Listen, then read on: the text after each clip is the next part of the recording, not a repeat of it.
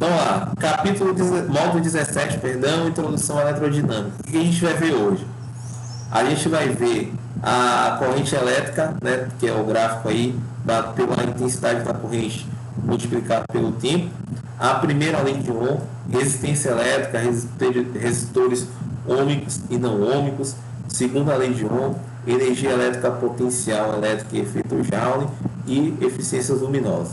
Então, é um conteúdo de grande valia, né, de grande importância para nosso entendimento de física, não só o entendimento de física, mas para a nossa aplicação no nosso cotidiano, né? Eu sempre gosto, né, de introduzir eletrodinâmica falando sobre o nosso chuveiro, né? O chuveiro é um grande perigo sobre nossas cabeças aí, né? Então as pessoas chegam aí e negligenciam a instalação de chuveiros elétricos. Aí você vai comprar uma tomada, queimou a tomada, né? Então teve lá um curto-circuito, aí queimou, vou comprar uma tomada. E aí você chega lá e pega uma tomada qualquer para fazer a instalação desse chuveiro. Então às vezes você pega uma tomada de 10 amperes, né? E coloca lá no teu chuveiro, sendo que a corrente, a intensidade da corrente que passa em um chuveiro elétrico é de 20 amperes, ou seja, é uma intensidade maior daquela proposta pela tomada que você comprou. Então, o que vai acontecer? Vai derreter, vai queimar aquela tomada outra vez. Então, a avó de minha filha, certa feita, ela pegou a tomada dela queimou e tal, e ela pegou uma extensão, né, e colocou lá no chuveiro, no banheiro, perdão, no box do banheiro, todo enroladinho, bonitinho, feio pra caramba. Aí pegou a tomada do chuveiro e conectou ali. Meu irmão, o filho dela tava tomando banho na hora que deu um curto-circuito lá e acabou estourando essa extensão, né? E graças a Deus não aconteceu o pior que poderia ter acontecido. Então aí, para a gente não negligenciar, é bom que a gente tenha aí um conhecimento de resistência elétrica, beleza? Então vamos lá, introduzindo aí, né, é de grande importância esse conhecimento, né? Entender de correntes alternadas, correntes contínuas e tudo mais, funcionamento de baterias. Aí você tem aí um problema aí no veículo, né? E você fala, nossa, como é que eu vou resolver isso aí? E aí você pode ser um problema de eletricidade, né? Um problema elétrico, e você, aí com os seus conhecimentos, você pode dar uma sugestão, né, para o mecânico para ir no problema exato.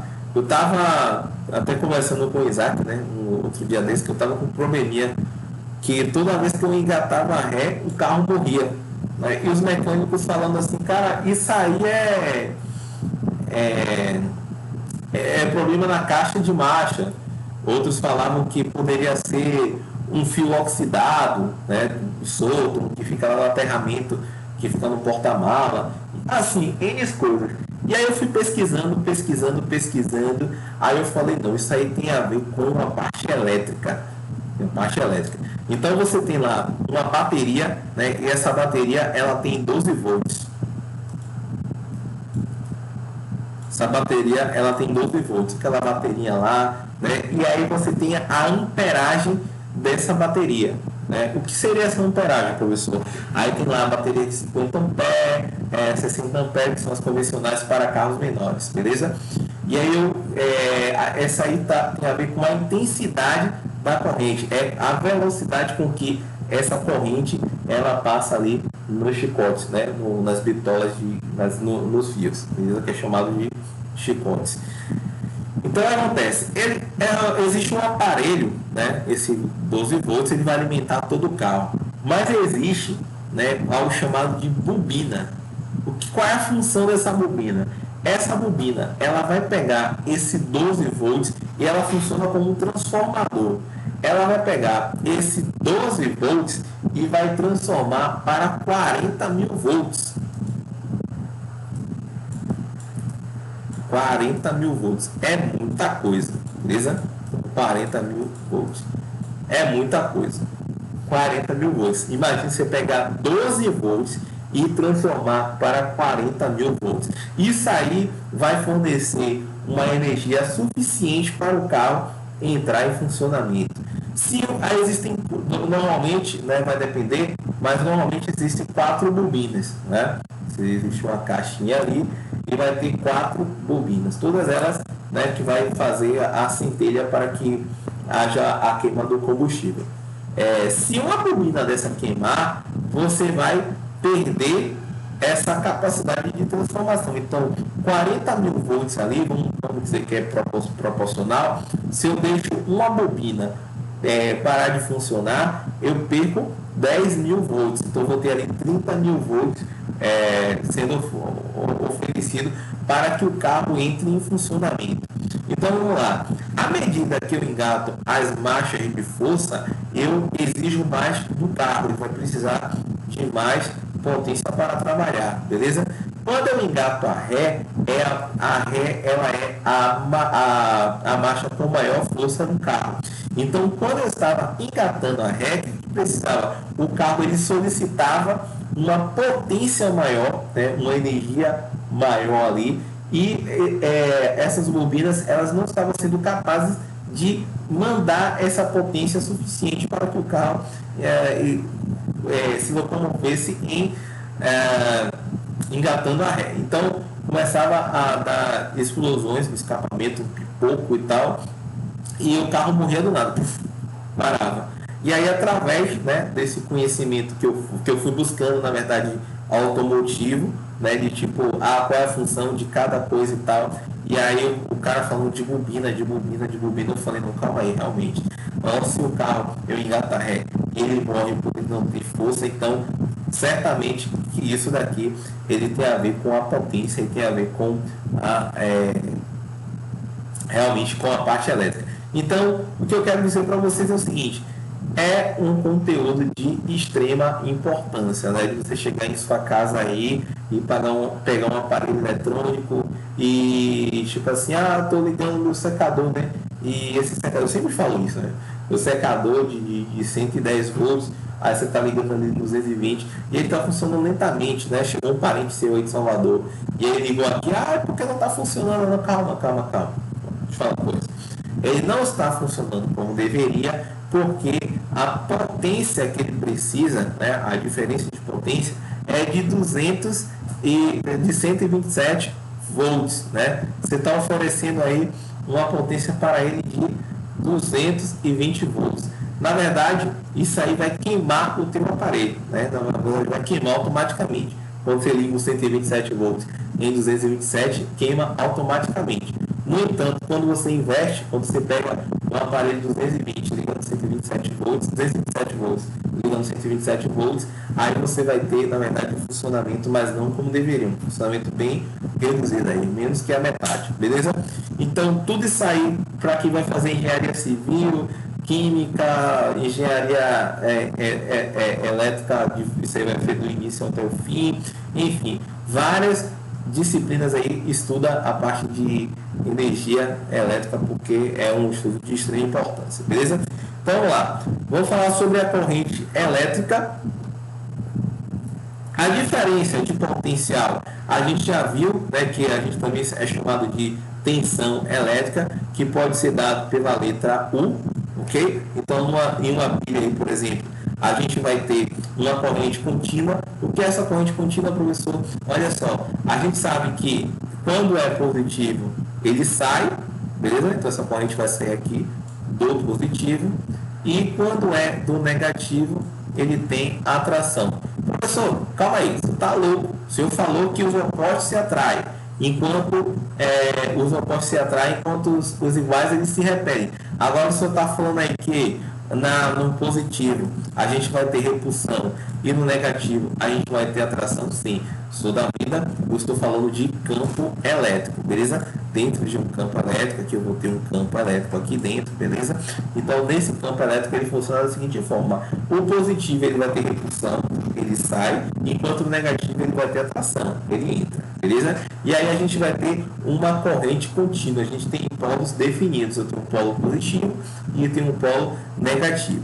Já nas tomadas residenciais, aí as tomadas atualizadas, a gente vai ter a tomada de 3 pinos. O que quer dizer? Quer dizer que ali eu tenho um positivo, né, em um ponto, eu tenho um negativo em outro ponto, e no meio eu tenho o terra, né, o neutro, né, que não tem, existe carga, beleza? Então o que acontece? Eu vou ter positivo, eu vou ter negativo, e aqui em cima eu vou ter um neutro. Olha só, mas isso é definido, isso dentro de uma tomada, eu tenho positivo e tenho negativo, porque quando a gente chega ali, ó, né, o hábito do brasileiro o engenheiro, brasileiro engenheiro, né, chega ali no terceiro pino, isso aqui não tem serventia não, e arranca o pino e deixa apenas ali 2 pinos, beleza? Aí você deixa agora, né, chegou ali, conectou assim, assim eu não queimaria o aparelho, professor? Ou o aparelho não funcionaria conectando positivo com negativo? Sim, queimaria ou deixaria de funcionar. Porém, o que acontece é o seguinte: na tomada residencial, a gente não tem positivo e a gente não tem negativo. Os dois, eles são positivos e eles também são negativos. Como assim?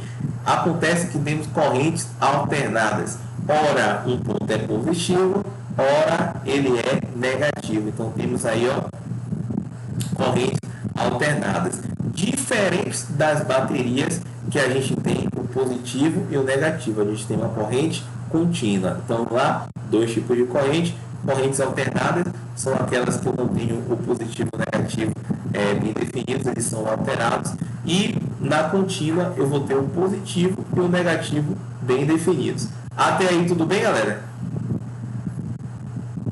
Sim. Pronto. Então vamos lá, corrente elétrica. Então, vamos lá. Oi, pode falar? Não. Tipo assim, é mais ou menos. Já fizeram um experimento que você pega, bota um fio para poder ligar a lâmpada de um negócio de água e de açúcar. Sim. Acho interessante, tipo, como é que o sal vai conduzir? Eu acho que era com sal, não, era com açúcar que acendia. Como é que isso aí vai conduzir, vai fazer a complicação? Certo. Aí a gente vai ver mais adiante aqui que existe as... Hã? Eu sei que não tem nada a ver, mas eu me lembrei. Não é que tem nada a ver, tem tudo a ver. É diferente. Vamos lá. Normalmente a gente tem a corrente elétrica dentro dos sólidos, beleza? Só que isso também pode acontecer dentro dos líquidos, né? Como você vai, a água com açúcar e também com limão. Se você pegar fios e conectar alguns limões ali, você vai ter uma corrente elétrica. Isso tem a ver com os íons. Então, eu tenho um limão carregado ali de íons, assim como a água com sal, ela tem uma grande quantidade de íons, e essa troca aí, né, de íons vai acontecer ali uma corrente elétrica. Isso vai explicar também a oxidação. O que é uma oxidação? A oxidação dentro da engenharia, que a gente chama de uma manifestação patológica, onde vocês conhecem popularmente como ferrugem, né? Você tem ali um ferro, e esse ferro, né, quando ele está próximo a correntes marítimas, aí você vai ver a relação. Correntes marítimas, né, professor? Então vem aquela região salubre, né? Vem ali uma grande quantidade de sal, exatamente. Sal, ele é muito carregado unicamente. Então esse sal, ele vai chegar ali próximo, né, do metal. E o que vai acontecer? Ali a corrente elétrica, ela tem uma criação pelos elétrons. Então existe ali uma movimentação dos elétrons, beleza? Então vai existir ali uma troca iônica com o ambiente, beleza? O que vai acontecer? O ambiente, ele precisa de elétrons, ok? Então o que vai acontecer? Esses elétrons, né, que eles estão carregados positivamente naquele metal, ele vai liberar esses elétrons para o ambiente. Então essa troca aí, né, vai liberar elétrons, vai perder íons e vai acontecer a oxidação. A água com sal, assim como o limão, também trabalha-se da mesma forma. A gente vai ter ali os íons, né, produzindo corrente elétrica. Beleza? Se tem corrente elétrica, certamente que tem elétrons se movimentando. Explicou mais ou menos? Ficou claro. Pronto, beleza. Então tem a ver, na verdade, com os íons. Então vai ter corrente elétrica nos sólidos, como a gente vai ter os excelentes condutores, né, como o cobre. O cobre é um excelente condutor, o alumínio, né, é um dos melhores condutores que existem, salvo engano, né, para não dar a informação correta, é o ouro. Porém, imagine aí, o pessoal está rodando cobre no fio, imagine o ouro. E elevaria bastante. Imagine aí uma rede elétrica, né, trabalhada com ouro. Os computadores mais caros. Hã? Caríssimo. Exato. Aqui, deixa eu ver aqui, melhor condutor elétrico do mundo. Não fala bobagem.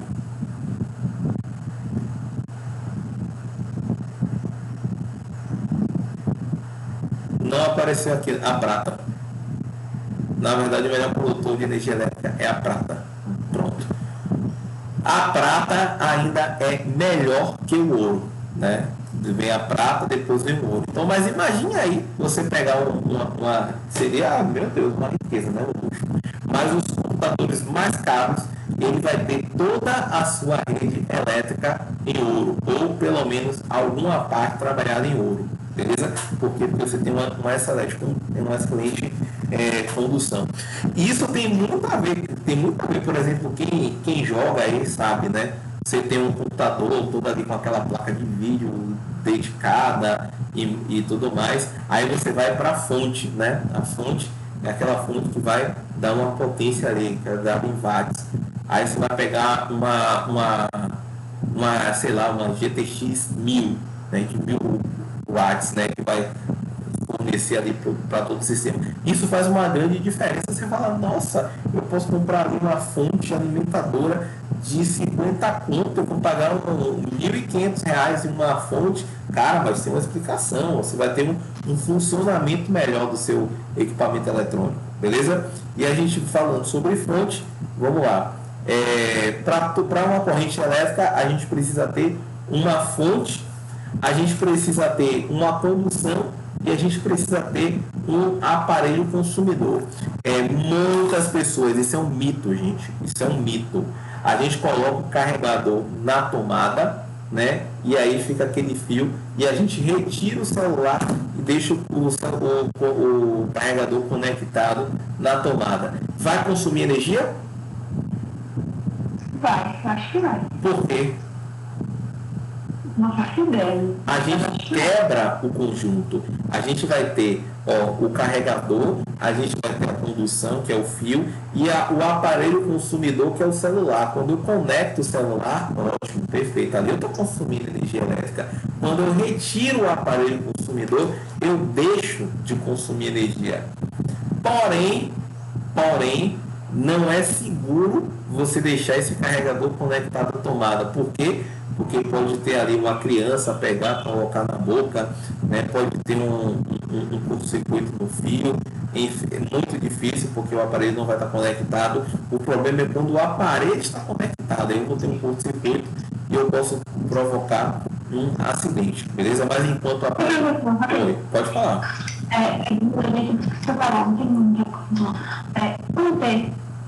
Que não tem fio, não tem que ficar na tomada, que já tem outros lugares para conectar. Consome energia também? Não, porque ele não tem aparelho consumidor.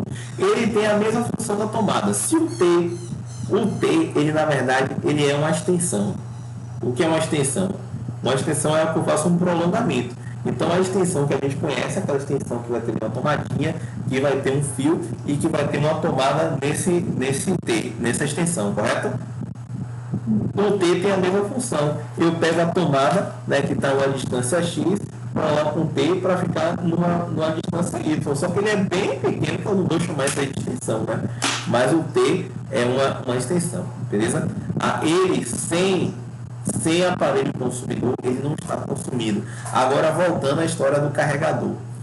Existem carregadores que existe ali uma lâmpada de LED. Quando eu conecto ele na tomada, essa lâmpada acende. Aí sim eu estarei consumindo energia elétrica, porque eu tenho um aparelho consumidor. Nesse caso aí, a lâmpada de LED presente no carregador. Perfeito? Pronto. Se eu não tenho um aparelho consumidor, então não existe consumo de energia. O sentido convencional da corrente, né, ele tende a ser no sentido contrário, real da corrente. Então, o que acontece? Como é que você está falando aí, professor? Eu estou falando para você que o sentido, né, convencional da corrente, ele sai do positivo e entra no negativo, né? O positivo, ele tem repulsão, enquanto o negativo, ele tem atração. E aí eu vou ter a intensidade da corrente. O sentido real da corrente, ele não vai estar dentro desse sentido convencional, que sai do positivo e entra no negativo. Ele vai ser o contrário. Ele vai estar, o sentido real da corrente, ele é do negativo para o positivo. Compreenda. O sentido convencional da corrente, entendido no campo elétrico, eu tenho que o positivo, ele é repulsão, ele sai, e enquanto o negativo, ele é atração, ele entra. No sentido convencional, eu não vou ter isso aí, eu vou ter o sentido real invertido, beleza? Eu vou ter saindo do negativo e entrando no positivo, beleza? Esse é o sentido real da corrente. Vamos lá. Essa intensidade da corrente, ela é dada pela variação da quantidade de carga, tudo isso dividido pela variação do tempo. Ah, já sei o que você vai falar. Exatamente. Eu vou falar que a intensidade da corrente, ela é inversamente proporcional à variação do tempo. À medida que eu aumento o tempo, eu diminuo a intensidade da corrente. À medida que eu diminuo essa variação do tempo, eu aumento a intensidade da corrente. Beleza? Vamos lá. A intensidade da corrente, ela é dada em ampere. Então, quando você for comprar uma tomada aí, a pessoa vai falar, é de 12 ampere ou de 20 ampere. Aí você vai saber através da especificação do seu aparelho. Por exemplo, ar-condicionados mais velhos, utilizava-se a tomada de 20 ampere. Hoje os mais novos já utilizam de 10 ampere. O que vai mudar, professor?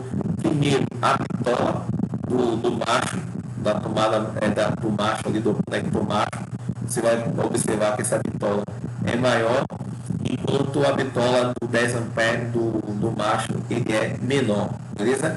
E a tomada lá, que é a fêmea, ela da mesma forma, né? A entrada dela vai ser mais grossa para 20 ampere e vai ser menor para 10 ampere. Então, se você pegar uma tomada aí, uma tomada macho, e tentar conectar na fêmea, não vai dar, né? Porque vai ter aí uma bitola maior lá do que a de 10 amperes. Agora, se você fizer o inverso, você pegar uma tomada de 10 amperes e conectar ao de 20 amperes, vai ficar folgadinho ali, né? Mas se você fizer um jeitinho ali, uma manobra, vai funcionar.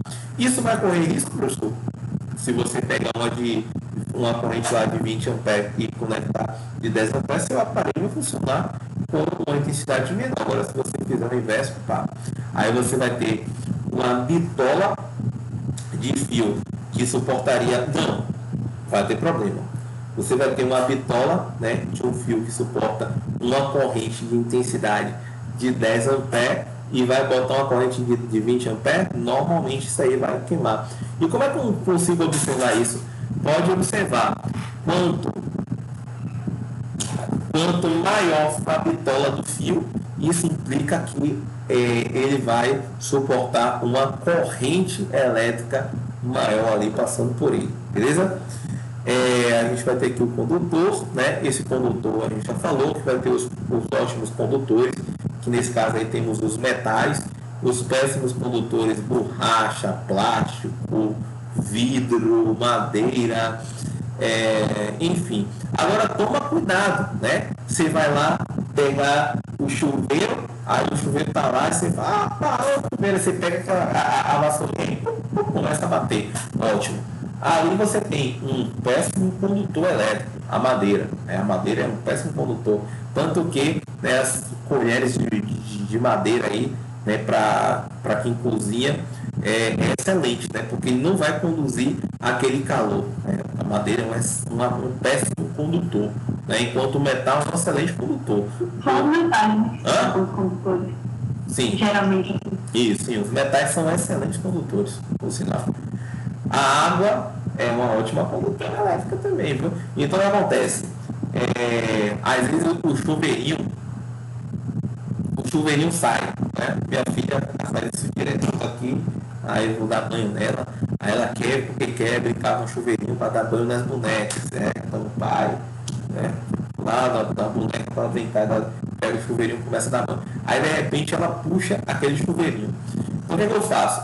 Primeiro eu desligo a água ali, porque automaticamente desconectando, né? Você quebra o circuito lá do chuveiro. O chuveiro tá ligado, você não vai tirar lá e mexer na resistência, pelo amor de Deus. Mas quando você tem aquela água saindo pela entradinha do chuveirinho, você toma um choque, né? Não é um choque, formigamento leve e tal. Mas o que acontece? Ali aquela corrente elétrica que está passando toda dentro do chuveiro e tal, ela acaba, né, o efeito Joule, você perde uma corrente ali e aquela corrente ela vai conduzida pelaquela aguinha do chuveirinho que vai saindo. Mas no chuveirinho eu não sinto isso, sim, realmente. Mas o que acontece? Você vai estar mais próximo ali da corrente elétrica. Então quando você coloca a mãozinha ali, você acaba tomando um choquezinho de leve, né? Mas voltando à questão da vassoura, por que é perigoso? Porque às vezes aquela vassoura, se você pegou, possivelmente ela estava dentro do banheiro e ela estava molhada. Então quando você começa a bater, se ela estiver totalmente molhada, se tiver lá e você tomar um choque, essa corrente elétrica ela vai ser conduzida pela água presente ali na madeira. Então toma muito cuidado. Eu relato isso sempre, né? Eu era uma criancinha ainda e, velho, isso é impressionante, né? Porque a forma que a vizinhança e minha mãe conta. E minha mãe estava me dando comida lá na varanda e a vizinha tem uma casa assim e antigamente não tinha muro, né? Era o mesmo quintal assim e um passava para a casa do outro tranquilamente. E a avó do meu amigo foi com um prato de metal, aqueles pratos de metal, para dar alimento para o meu amigo, né, para Marquinhos e tal. E ela foi, alimentou lá na porta de casa e depois ela voltou para casa dela, mano. Por azar dela, tinha pocado um fio de alta tensão. Um fio de alta tensão, esses que vocês veem aí nas ruas, é de 13.000 volts. Ou seja, o que a gente tem, o que chega para as nossas casas é de 220 volts. O que acontece? Vai passar por um transformador e esse transformador transforma 15.000 volts em apenas 220 volts. Tomar um choque de 220 é legal, né? Legal pro coração e tal. Você toma um choque assim, meu choque, nossa. Agora imagine. Agora imagine você com 13.000 volts. Então o que aconteceu? Quando ela passou por debaixo de um coqueiro, esse fio ele estava pocado, 13.000 volts. Ela com um prato de metal na mão. Já sabe o que aconteceu, né? Pronto. Beleza. Esse prato atraiu o fio e o fio pegou ela aí. Vai morrer, não vai, vai morrer, não vai. E aí o filho dela teve uma excelente ideia. Vamos jogar água. Pegou um balde de água para jogar na senhora. Aí alguém foi lá, né? Isso eu não era vivo, não. Eu era vivo, né? Mas era pequeno e tal. Aí alguém falou, não, seu maluco! Aí pegou o balde de água e aí tirou. E aí pegaram uma enxada, né? Tiraram o cabo a parte da enxada propriamente dita. Pegaram o cabo da enxada e aí conseguiu tirar o fio de Dona Bete. E graças a Deus, 89 anos vivíssima aí.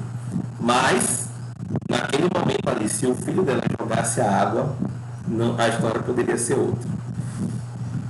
Mas é isso aí. Então vamos lá, então tem lá a intensidade da corrente, né? E aí quando eu falo de 15 mil volts, eu não estou falando de intensidade da corrente não. A intensidade da corrente ela é dada em ampere. Quando eu falo volts, a gente está falando de diferença de potência, beleza? Que é a tensão elétrica.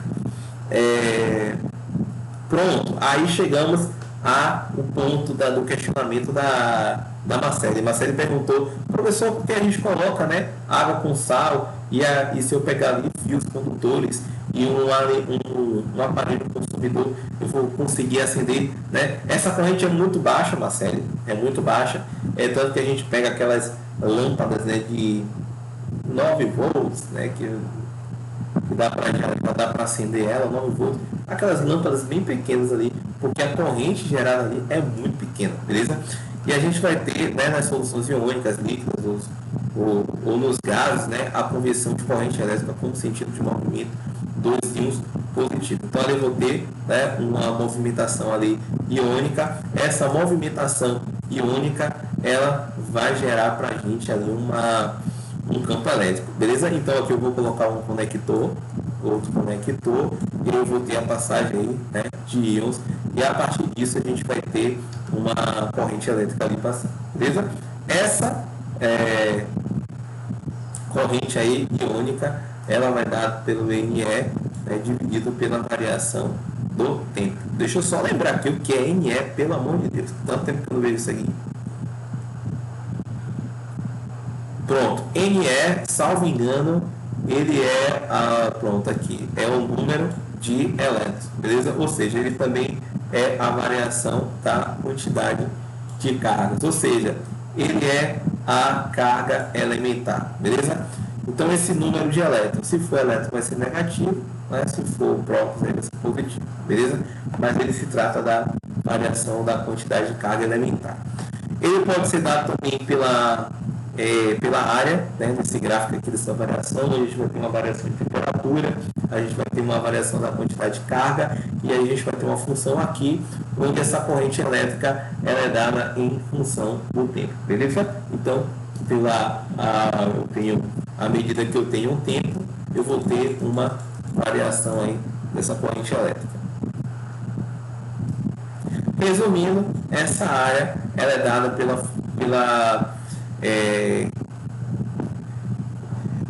corrente dada em função do tempo, que será aproximadamente igual a essa variação da quantidade de cargas. Corrente contínua, né, e a corrente alternada. Qual seria essa diferente de corrente contínua? A gente viu lá, né, na nossa correção, falando sobre estacionário. Estacionário quer dizer em equilíbrio, ou seja, né, algo contínuo. Né? Então, por isso que a alternativa lá foi o gráfico que apresentou algo contínuo para a gente, o Rzinho contínuo, beleza? Algo que dá uma estabilidade. Aqui é a mesma coisa, ó, corrente alternada. O que vai acontecer? Ela é estacionária, ela vai ali, ó, sem alteração. Então, eu vou ter aqui a intensidade da corrente em função do tempo. À medida que eu aumento o tempo, eu não vou aumentar essa intensidade da corrente, beleza? Um exemplo de corrente contínua, a bateria. A própria bateria aí, ela é a corrente contínua. Enquanto alternada, eu vou ter lá, ó, ora, ela vai estar máxima, ela vai ter máxima, ela vai ter uma corrente ali muito grande, beleza? De tempo.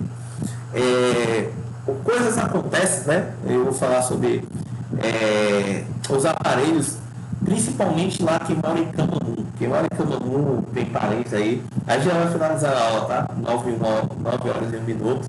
A gente vai finalizar e amanhã a gente dá continuidade a esse conteúdo. Mas só lembrando, né? Quem mora em Camamu, principalmente, eu falo de Camamu, eu sempre ia a Camamu, e eu percebi isso. Quem mora no bairro do Horizonte também deve sentir isso.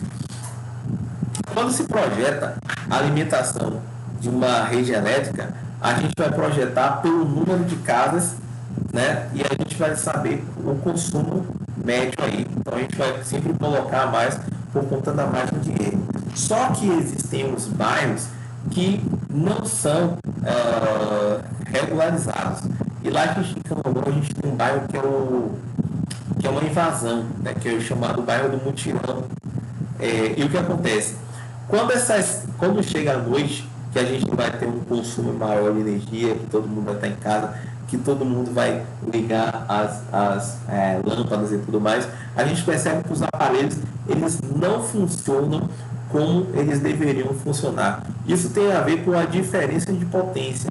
Então, uma casa que era para ter 227 volts, né, os aparelhos precisam de 227 volts para funcionar, a gente vai ter ali uma queda, né, como eu projetei para que todo mundo tivesse 227 de boa, aí as pessoas vão ter uma corrente ali, né, alternada, né, ora vai ter uma diminuição de tensão, ora vai ter um aumento de tensão, então por isso que os aparelhos queimam, né, quando falta energia e volta energia, ou quando a gente tem uma queda de energia ali e tal, isso tem a ver com a diferença de potência.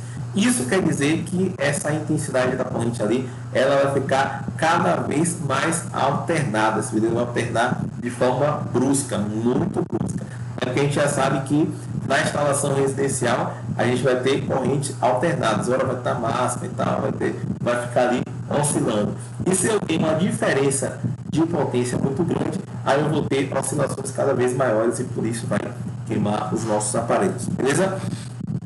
Então, amanhã a gente vê a primeira lei de Ohm e dá continuidade ao nosso conteúdo, beleza? Até aí, tranquilo? Beleza. Tranquilo. Beleza. Então,